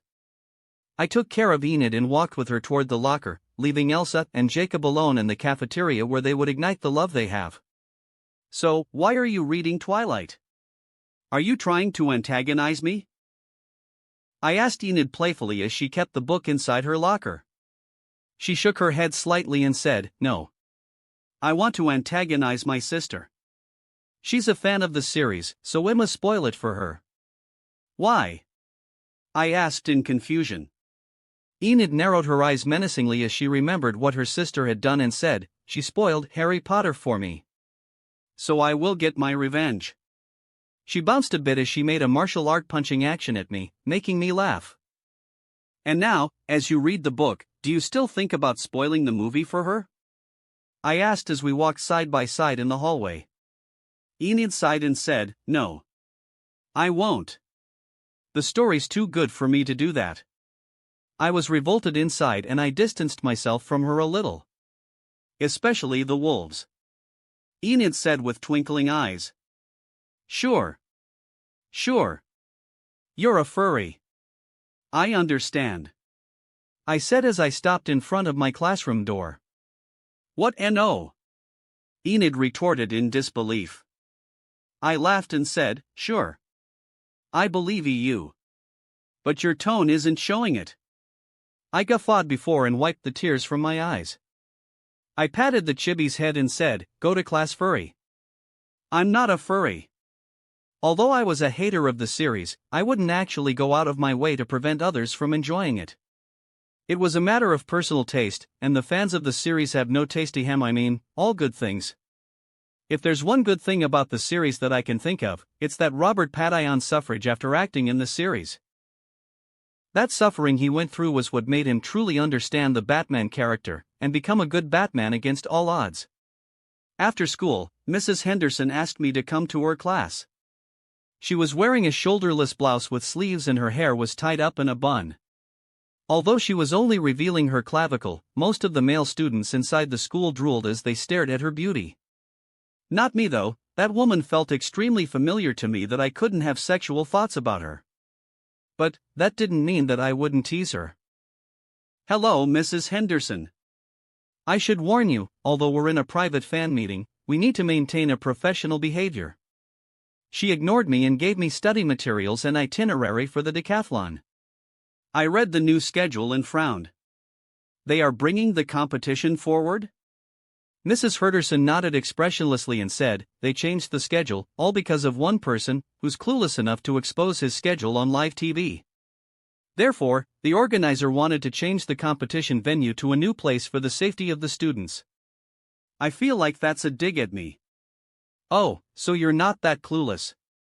So, it was my fault that the competition was moved up. Only the teams competing in the decathlon would know about the new venue and date of the competition. The organizer also asked the students to keep the information for themselves and didn't share it with others until the competition ended. But, my final exam is on that date, I said with a scrunched brow. The school had a meeting, and after a discussion, we decided to give separate testing for the decathlon members. The exams will be held 2 days before the decathlon, without any breaks in between the tests. So, Monday next week? Yes, Mr. Newgate. After the decathlon, you will need to answer the supplementary exams, so prepare yourself. I nodded as I was confident with my skills, but I felt a bit guilty for Alex and Haruna, the fourth member of the decathlon team, and also an exchange student from Japan. I don't care about Sanjay and his future whining, nor did his name cross my mind at this moment. I looked at Mrs. Henderson's face with a complicated expression. She caught it and asked knowing, What do you have in mind, Mr. Newgate? I was just wondering, if I take the supplementary exams and become the valedictorian dash. You won't be the valedictorian. She corrected me. I know, I'm just worried that it'll make the other students feel cheated. Mrs. Herderson sighed slightly and paused for a bit before saying, Mr. Newgate, you actually don't have to worry about this matter. Why? Because, in your grade, there aren't any students with good capabilities compared to the other grades. Basically, the kids in my grade are dumb. She was stunned and replied in a tiny voice, yeah. Alex's grade 7 students had more than 7 smart, grade A individuals that were bringing the school name to a greater heights, while most of the students in grade 8, my grade, were basically glue eaters. Therefore, it doesn't matter if you take the supplementary tests. None of them are smart enough to notice it. Mrs. Henderson insulted the entire grade 8 students without malice in her tone. Despite Abraham and Jacob being good students in the class, they were actually average in intelligence. Others were, well. The teacher sent me away after briefing me about the decathlon. She also asked me if the competition would interfere in my work as an artist. I set up my own schedule, and she had given me enough time to prepare for the competition. Therefore, I could plan my schedule more efficiently. Study with the group if you have the time. Although you're close with Alex, you never meet Haruna and you're hostile with Sanjay. It'll affect teamwork if this continues. I shrugged and said, I'm not hostile with Sanjay. He's the one who has a problem with me. Then, be the bigger man and make up. Mrs. Henderson said in a calm tone.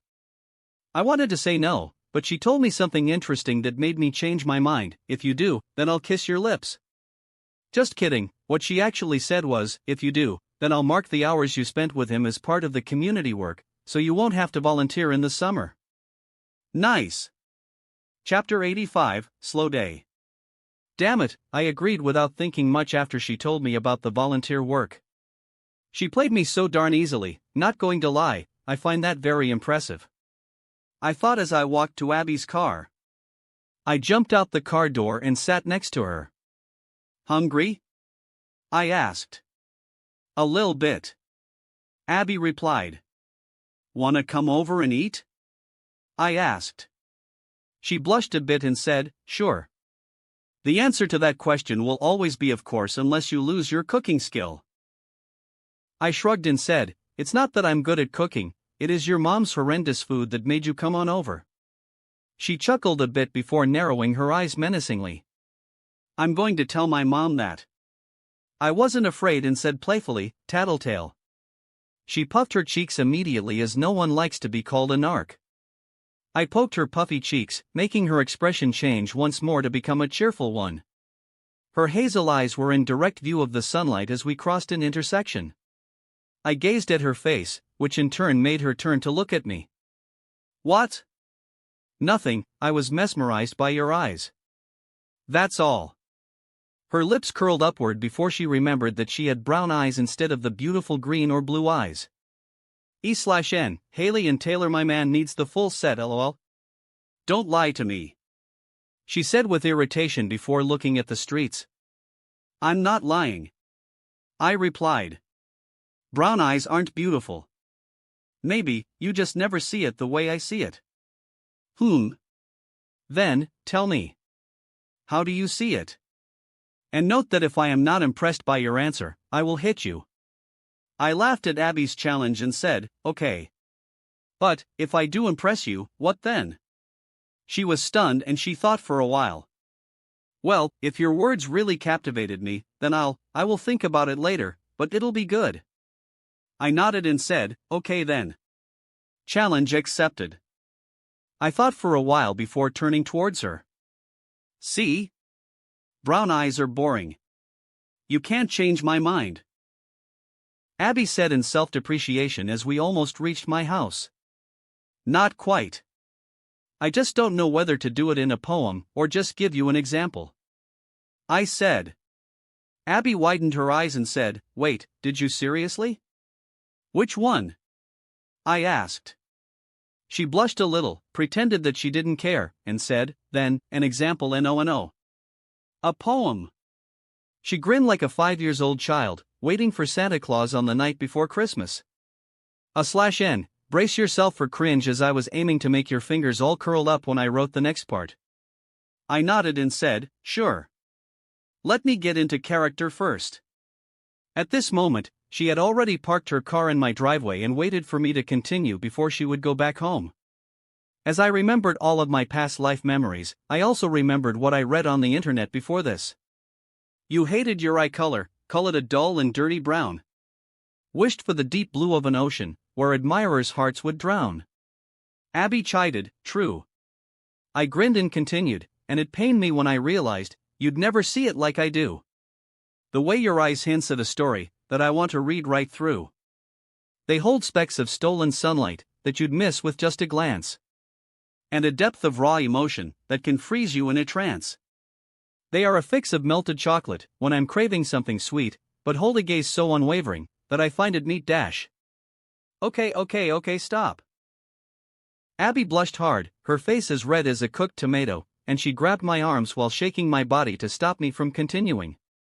My eyes were spinning as she shook me, prompting me to stop. She finally breathes easy, and before she could say, now go out dash.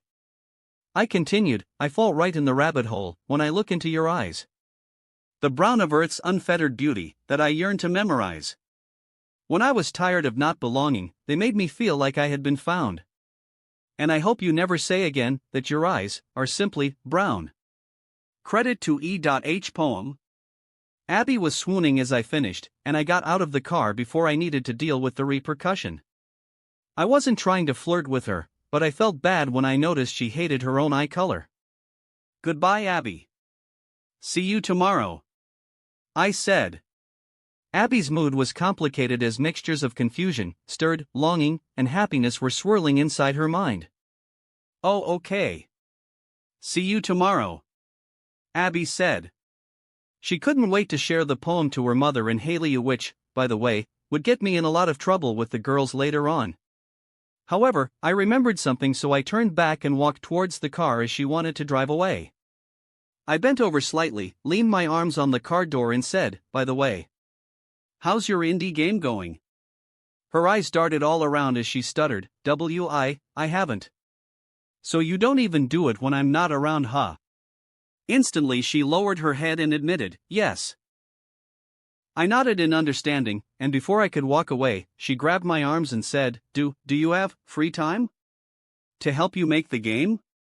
Why, oh yeah. Yeah. For the game.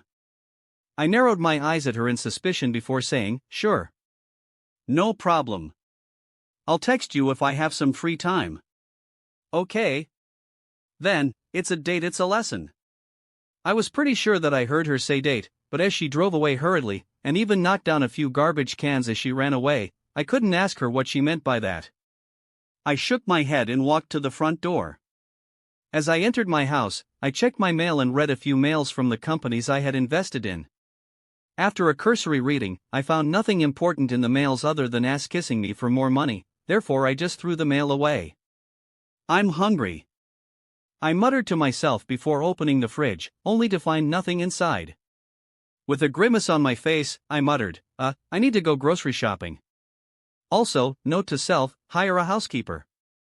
As my work kept piling up, I figured out that I couldn't keep doing all the work by myself anymore.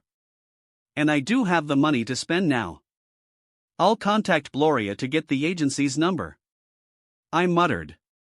Before taking a bath, I curled some iron and exercised for a good while in order to finally build some muscle. I've actually been doing it every day and only stopped if I had to go out and work. Hiruma's discipline and experiences had impacted me greatly, and his knowledge of athletic performance enhancement training and muscle building made it easy for me to bulk up. I made a target that I would gain 20 more pounds of muscle before the year was over and finally graduate from my average skinny frame. As I did push-ups without wearing my shirt, I mumbled to myself. Maybe Hiruma's standards also influenced me, *huff, although my physique is still just average at the moment. I feel inadequate as this body can't be used in a proper, high-performance game of football, not that I want to play football. Who's Hiruma? Suddenly, a feminine voice asked from my side. I turned my head to the source and found Alex pushing her glasses upward as she pretended not to see my bare body. I shouted, pervert dash. I'm not a pervert. Alex was flabbergasted as I accused her. Intruder then, I said decisively before continuing my workout.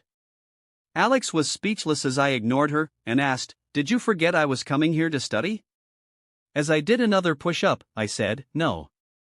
But you should have knocked. She was embarrassed and said, "Well, you didn't lock the door. You should be more aware of your surroundings. What if a stalker comes in? Like you just did?" She retorted quickly, "I'm not a stalker." I ignored her again and said, "Anyway, I'd cleaned up the dining table. You and Jenna can study there. Will you join us?"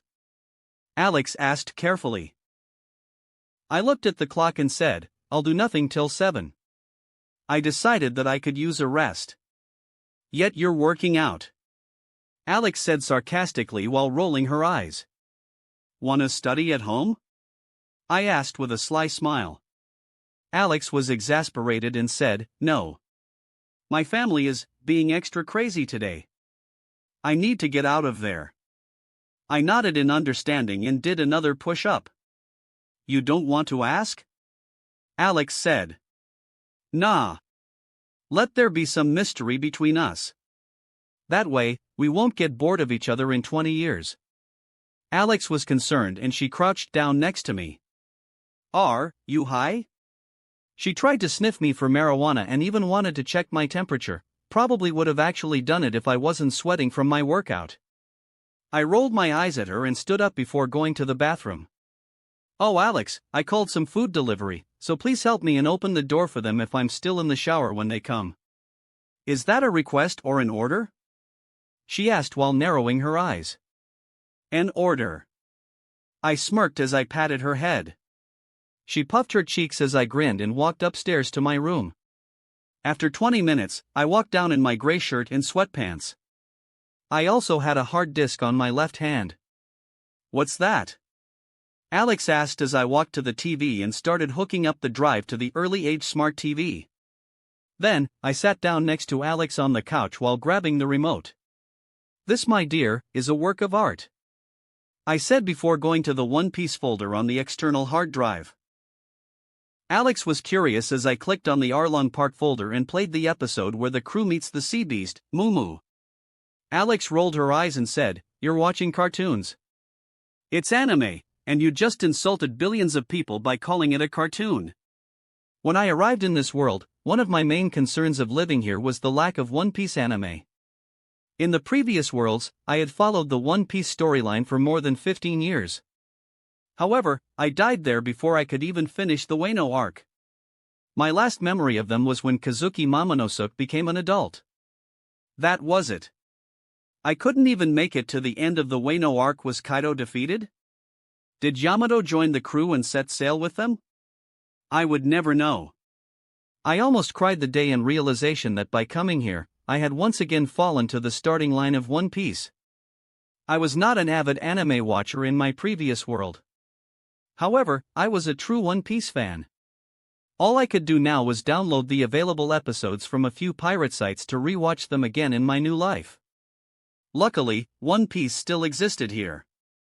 Hell, it even existed in Hiruma's world. An anime within anime. I wonder if Oda sacrificed his karma to spread One Piece to the whole multiverse. "Who is that?" Alex asked as a pink-haired swordsman came out on the screen. "That's Zoro," I replied. As it was a parallel world, there were some details in the story that were quite different from my previous world. In this world, Sanji's curly eyebrows were hexagonal instead of circular, God Usopp lost 2 teeth, and there were some other changes to different characters as well as some minor tweaks on the storyline, which made my viewing more refreshing. "Who's that?" "That's Sanji." "Why are you watching the Japanese version without subtitles?" I turned towards her and shushed her by placing my finger on her lips. "One more question, and you're going to get kicked out." "Humph." She pouted before opening up her book. I opened up the subtitles in case she wanted to watch the show, and we sat there for half an hour before Jenna arrived. Alex's commentary. To be honest, I feel a bit insulted. Although I know that he learned a few languages before, I didn't expect to see him watching the show without translation. Alex was a bit downcast as she muttered, "How did he find the time to learn that much? I studied all day long, and he can watch cartoon anime, but I guess he's just smarter than me." She hugged her left arm as she confessed, honestly. "It's terrifying. I know for sure he was dumber than me a month ago." Her eyes showed hesitation as she said, "If that's the case, if someone can be smart without even trying, then what's the point of me studying so hard?" Although she said that, she wouldn't ever stop studying. It was just a little rant to make her feel a bit better. She wouldn't ever stop, as no amount of external pressure could ever hope to surpass the one she put on herself to achieve excellence. Commentary ends. After the initial greetings, Alex wanted to move to the dining table to tutor Jenna, but the popular girl was curious as to why I was watching cartoons. Her obsession for me actually died down for a few seconds as she saw it, but rekindled as she saw my smiling face. Why are you watching this show?" Jenna asked me with hesitation. Alex chided, "Because he's a boy. That's why. All boys are childish." I nodded and said, "True." Alex rolled her eyes at me as a response for my lack of enthusiasm for the conversation. Jenna swallowed her words as she heard my admittance, and suddenly the scene showed Nami's backstory. Alex's eyes shook and Jenna was hooked to the screen. For 20 minutes, the two girls stood by my side as they watched the show. It ended with the Straw Hats' march to Arlong Park after Luffy put his hat on Nami's head. Before I could press the button for the next episode, Alex and Jenna suddenly sat by my side as they wanted to watch the show. "Not studying?" I asked. "Well, Jenna just came, so I'm letting her rest a bit first," Alex said while Jenna nodded. I scoffed at them before playing the next episode and watched the Straw Hats battle with the Fishmen. Hours passed by, and I could swear that I saw Alex and Jenna wipe their tears as they watched the show. "I thought you said it was just a cartoon," I teased Alex as I stood up from the couch to get a glass of water. "Wait. Are you not playing the next episode?" Jenna asked fearfully. I sighed and said, "If I watch it, then you guys won't study. It's almost 6 now. I'm stopping to get dinner." "No. Seriously." Alex turned to check the clock and found out that she had been wasting 2 hours of her precious studying time to watch the anime. "You devil." She cursed at me. I was confused and I said, "Why are you calling me a devil? You're the one who sat next to me?" "No. It's your fault." "Come on, Jenna. We only have half an hour left." Alex grabbed Jenna's arm and pulled her toward the dining table. I laughed at them and walked to my bedroom. Halfway up the stairs, Alex said using a loud voice from afar, "Copy the show for me." "Make it 2. Jenna added. "I don't have enough drive. One of you will have to borrow mine." I shouted back. "I will take yours," Jenna said hurriedly before Alex could open her mouth. Third-person POV. Pepper was in a meeting with the company's staff after Ed's successful debut to the industry. Harvey. Scandals? Pepper asked the pixie-cut, suit-wearing female lawyer in front of him. Many psychos claimed that they knew him, or had done it with him. Some worse cases even claimed they were carrying his babies. I shut them all down, so there won't be another scandal except for the one with Taylor and Selena. Even Selena? Pepper asked in confusion. Harvey nodded and said, "Yes. A few." Rational fans have started to root for Ed to end up with Selena instead of Taylor, as they were more age-appropriate. They are even brainstorming their ship name right now. Will it damage his reputation? Pepper raised his brow as he asked. No. It'll help him tremendously as the article has no claims to it. It'll just spread his name to the public. Okay. I'll leave that, and the expansion of our legal team to you. I can't wait to meet Donna. Harvey nodded while Pepper turned his head to face the logistic manager next. How's the merchandise sales? The revenue is expanding, and it's gone international. In fact, most of the new orders are from Europe and Australia. A lot of Asians also want to buy the merchandise, however we don't have a distribution channel over there. Pepper nodded and asked, "Can you find a stable channel?" "I can try. But it'll take some time." After thorough discussions with his own staff, Pepper had another meeting with the movie studio and set up a recording session with Taylor on Friday through the proper channel, her own agency. Although Taylor had confirmed that she was free till Monday, the agency kept claiming that Taylor had prior schedules and tried to postpone the recording session. Caged bird she is. Pepper channels his inner Yoda after he gave the agency an earful. Harvey walked beside him and said, "A lot of companies want to offer sponsorship for his next concert. Have you talked to him about it yet?" "Not yet. He needed some rest, so I won't bother him with unconfirmed stuff." "I see. I will try to get more than vocal agreement then." About his interview, it was posted to his website, which made the TV company quite irritated. "How do we respond to it?" Pepper turned to Harvey and said, "What are our options?" Harvey said, "We could pull it down and re-upload it after the TV interview airs. However, the TV interview is quite different from the live broadcast and I took great care while drafting that contract. I'm pretty proud of it actually, one of the first to handle such a situation for such a talent I believe, so they don't have any claims to force us to pull it down. We can just ignore them, but Ed will start his career with a bit of enmity with the TV station. I think we should avoid that." "But, he's not going to be an actor?" Pepper asked in confusion. Harvey nodded in understanding and explained, "We don't know that. He might get the opportunity in the future. So it's better to be prepared. Not to mention that this industry is interconnected. Offend one then you offend many." Quite Chinese cliches, but it's actually true. A lot of new actor/actress suffer from it. What if we don't pull it down, but instead, we make it seem that the website is undergoing an update as we have a lot of traffic? So it doesn't seem that we're following the studio's demand instead of technical difficulties. Better yet, what if we promise the network they will keep the exclusivity of the Shivers performance for some time, tell them we will keep that song from our upcoming 3-song release next 2 weeks? I mean, we haven't even done the proper recording ourselves, but they don't need to know that." Pepper said slyly. "That'll work," Harvey said before she gave Pepper some documents to sign.